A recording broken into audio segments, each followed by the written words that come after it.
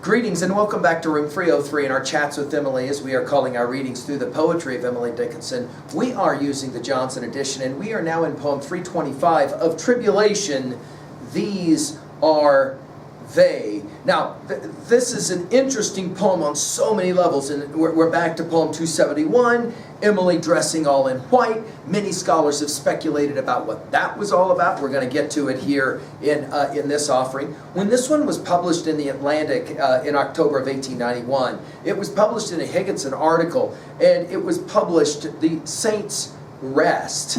When published a second time, it was published with the word saved as the last word. Now, I think that Emily's playing some very profound games here, and we'll get into it here in a second. First, to our assumptions. I'm hopeful that you've been following our stuff at LearnStrong.net, down that left-hand side, Chats with Emily, our playlist. I'm hopeful that you've already worked through our set of introductory comments, and I'm really hopeful that a poem like this especially, you can place within the context of your reading or having studied the previous 324 poems. We just finished with 324, Some Keep the Sabbath, going to church. Now, in this poem, Emily, speaking of the Sabbath, is very much responding, I think, to her favorite book of the Bible, the book of Revelation, and more particularly to Revelation chapter 7.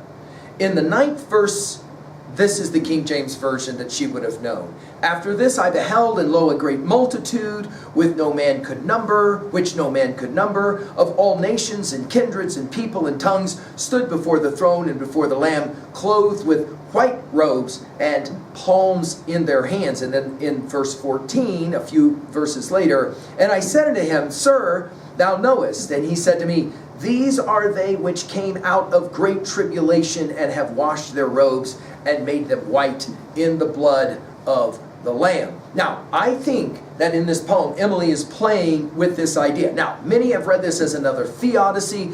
The question, why must there be pain and suffering, and tribulation is our word here. Why must there be this in the world? And what is going on with the fact that there is this pain and suffering in the world? Can we learn to ask, why did this happen not to me, but rather for me? This will be foundational. Now, this poem suggests there's two kinds of victories, or two kinds of victors. First, those who are in the simple white. That is to say, like Emily, one scholar has called Emily the secular nun-artist. And then there are those who are in the spangled or the sequined gowns. She's maybe thinking about her pal Sue, who loves the parties and the like. She says it this way. Of tribulation, these are they, denoted by the white. The spangled gowns, a lesser rank of victors designate. All these did conquer, but the ones who overcame most times wear nothing commoner than snow, no ornament but palms. Surrender is a sort unknown on this superior soil. Defeat, an outgrown anguish, remembered as the mile our panting ankle barely passed, when night devoured the road, but we stood whispering in the house, and all we said was, saved. Now, when this was sent to Higginson, this poem, the word saved was in all caps here in the Johnson edition. You'll see it with its quotation marks around it. I think there is a lot of Dante that stands behind so many of these types of poems of Emily's, where she is identifying in some ways with Dante the pilgrim, who has to what? Go through Inferno to get to Purgatorio to finally get to Paradiso. And it is that journey, as we've outlined in many lectures at LearnStrong.net, it is that journey that somehow defines the value of the tribulation. You'll remember Dante the Pilgrim at the beginning of that classic poem, the Divine Comedy, says that he was lost in the middle part of his life. He was lost in a dark wood, and he couldn't quite figure out how to get out of that wood. And the night, well, obviously the darkness was coming on. Notice that we begin with this of tribulation. I can't help but think of Auden's Monsieur du Arts about suffering. They were never wrong, the old masters. We've given full lectures on it at LearnStrong.net, but it's interesting to compare the syntax. tribulation gets used one and only one time in all of her poetry, and it's here. And tribulation for sure takes us to the 16th chapter of John, the 33rd verse. In this world ye shall have tribulations, but be of good cheer, I have overcome the earth. You'll remember that that verse is set up by saying, I came that I may give you peace. Of tribulation, these are they. Notice it's these, and then later in the 5th line it's also these. But notice it's not we, as we'll get to at the end of the poem. These are they, capitalized. Denoted by the white. Now this idea of denoted by the white obviously will take us to poem 126, to take us to poem 271. Emily wearing her white dress as what? To be set apart, maybe to be designated as somehow special in her decision making. It isn't totally clear. Notice the spangled gowns, and here it's the sequined gowns, taking us back to Revelation 7:9 with this idea of spangled gowns, the sequined gowns.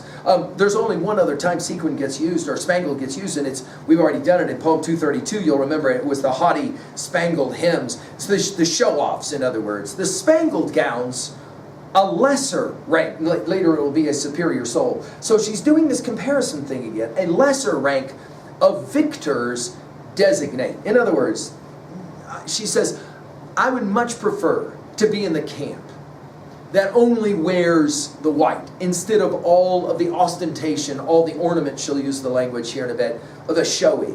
All these did conquer, so we're back to they and these, right?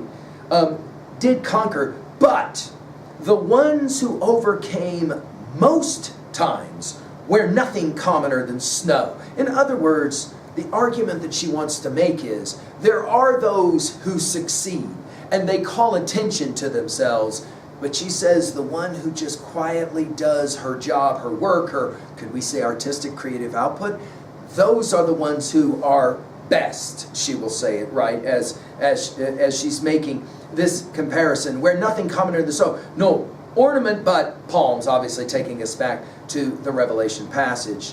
And then she'll use the word surrender.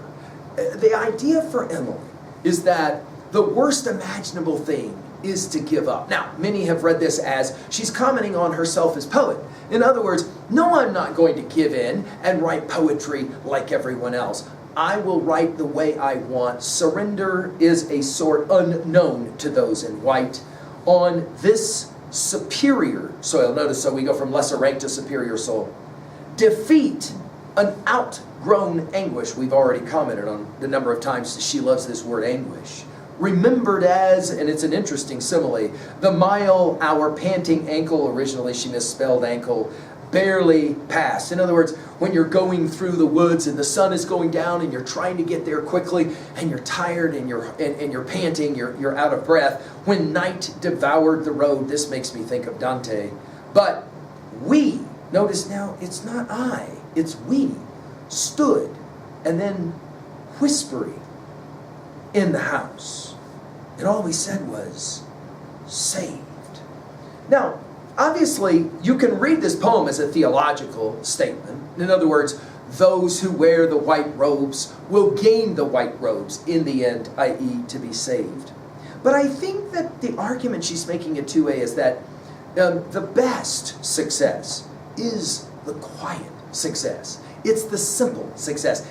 It is without ornament. It is without show. In other words, for Emily, she wants to argue, I think, that whatever it is that she's doing, obviously in our study, it's predominantly this creative output, it's these poems, that it was done with the purity of heart, we might say.